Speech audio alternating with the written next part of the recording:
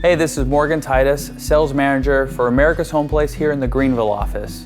We're here in our Berglund Modern Farmhouse model that we have on site that you can come by and visit and walk through. It's pretty exciting to have a model that you can get a chance to walk in and one that's furnished. It's real fun to visualize yourself living in the house when you come out to visit it. Right now we're here in the kitchen, and I just want to briefly talk about the cabinets. Cabinets are really the most exciting part of planning the house. At least I feel like we spend the most time there talking about the kitchen. I think it's probably because people spend the most time in their kitchens, whether they're cooking or hanging out. I've got a big family and I just feel like we're always in the kitchen. Right here behind us is one of our most common arrangements. It's white uppers. Uppers are the cabinets that are hanging on the wall.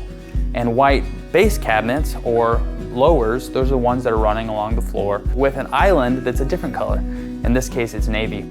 We're excited to let you do whatever you want to do. Basically, it's your kitchen, and we want to make sure that it looks great for you. When we do your color selection meeting, we'll make sure that the kitchen matches the floors and the paint, and we kind of start there. That's the heart of the home.